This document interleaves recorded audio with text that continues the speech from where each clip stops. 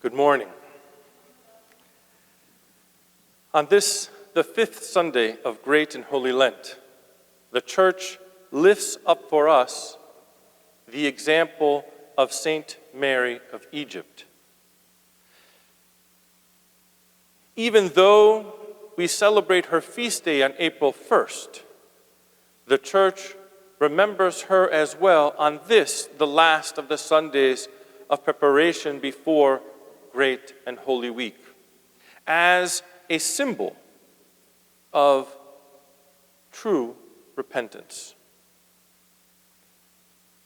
Mary was a girl who was born in Egypt, who left her home at the age of 12 and went to Alexandria, a city which was full of commerce and people from throughout the world.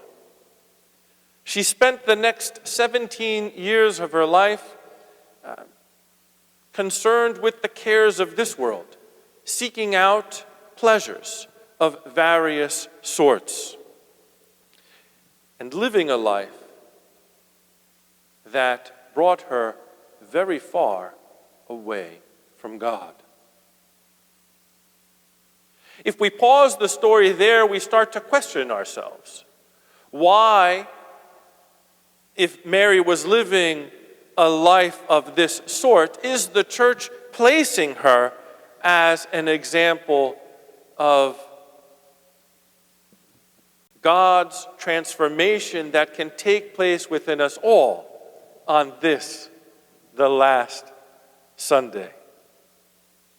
And the answer was in the sentence that I just said: transformation through God's grace and revelation that took place in Mary's life. One day, as she was going through Alexandria, she was following a group of travelers down to the docks. In boarding the boat, she traveled together with them to Jerusalem. As she got off in the city of Jerusalem and was walking together with everyone else, she found herself standing outside the Church of the Resurrection. And hearing the music that was going on, the hymns, offering up praise to God, she began to follow the group of visitors into the church. And yet, she was not able to enter. Not able to enter the church because there was no human force that was keeping her out. But there was a heavenly force that would not allow her to enter into the doors, through the doors of the nave. And yet, people to her left and right had no trouble walking in and out of the church. Now it was the Sunday of the exaltation of the cross.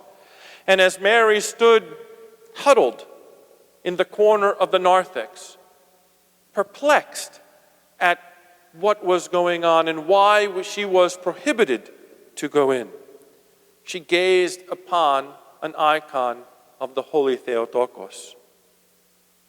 Immediately within her heart, something stirred. She began to understand why it was that she was not able to enter the church.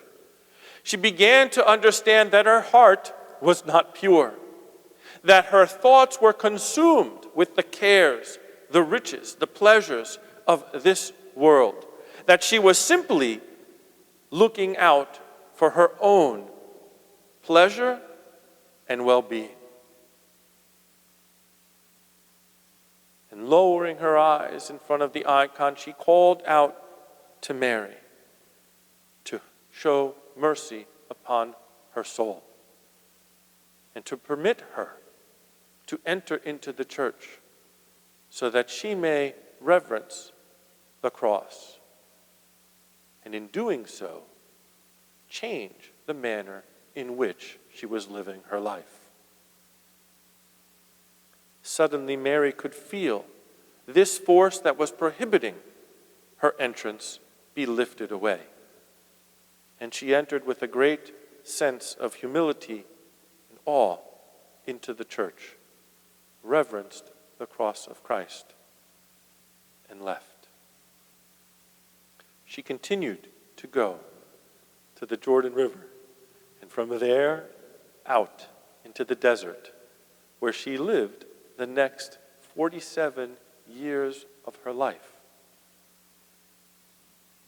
praying and asking for God's forgiveness.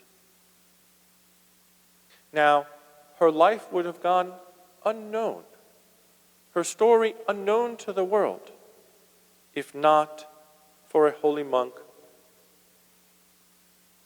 who took upon himself a journey to the desert during Great Lent, seeking solitude and seeking a peaceful place to pray.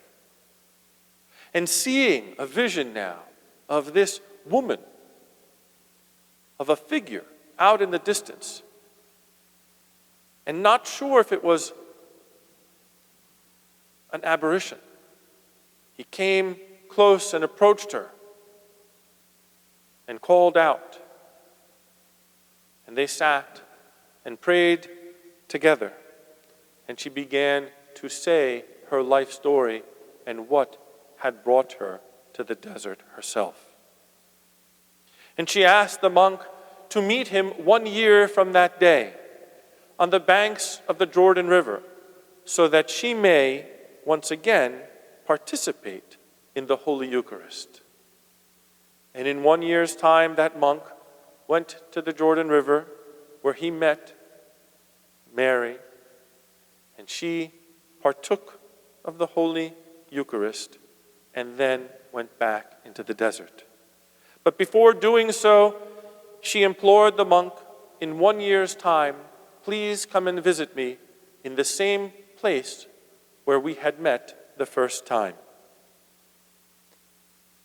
And in 1 year's time, the monk once again traveled to that same part in the desert.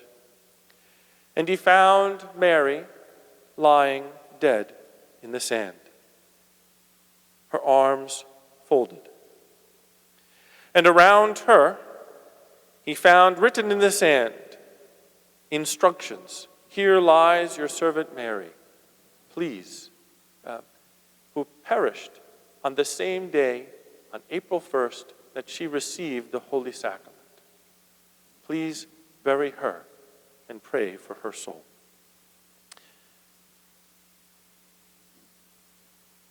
This story of her life always has, for centuries, resonated in the hearts of all Christians. But I think especially now, as we find ourselves separated from each other and unable at this moment to enter ourselves into and in through the doors of the church, but for a very different reason. But we understand now, perhaps in a very tiny way, the opportunity that comes along with it. Mary used her time in the desert of solitude and prayer for self-reflection, to be able to look within herself, to still her own heart, and to see how it is that she could change and allow God to embrace her and bring her closer to Him. And we too are presented with such an opportunity. Just a few days ago, I was reminded of a beautiful passage from a book of the Desert Fathers concerning 3 individuals, brother monks, who had gone into different aspects and places of the world. They were each called to something different. One was felt called to be able to stop the quarreling of all people. And so he left to go into the city to bring peace to those who were fighting. The second sought to bring an end to poverty and to those who hungered. And so he went and devoted himself for this purpose. The third sought a life of solitude and traveled into the desert by himself to live a life of prayer. After a year's time, the first of the three individuals began to be disheartened because as much as he tried, people were still quarreling with one another. He had a difficult time of bringing peace into their hearts, telling them that they should love each other and not be filled with anger. And so leaving, he sought out the second, who told a similar story, that he was very frustrated because as much as he tried and as hard as he worked, there were still more and more people who were hungry. And so they decided together to seek out their friend who went to the desert to see how he was doing. And so together they sojourned out to the desert and came upon him. And they began to tell of their frustration in the tasks, in the journeys that they sent out to do. And the third brother listened, and taking a bowl, poured water inside of it. And he said, "Look inside and tell me what you see." And the two brothers, looking inside the bucket of water, said, "Nothing, because the water is still stirred." He says, "Exactly. Now wait a few minutes." And as they sat and waited, the water began to still itself. And he said, "Now look inside the pail and tell me what you see." And looking inside, they said, "We see a reflection of ourselves." And he looked at them and said, "Exactly. You went out into the world, and you tried to bring to the world peace, and you tried to be able to cure hunger. But the world was still agitated. It was still concerned with earthly things. It was not able to be in a state of stillness and to see its own reflection as you have just now done in this pail of water." My dear friends, as we find ourselves separated simply by space, but still united in prayer, may we find the opportunity, even as we are closed within our homes, a peaceful place of solitude, to truly be able, through God's grace, to see ourselves,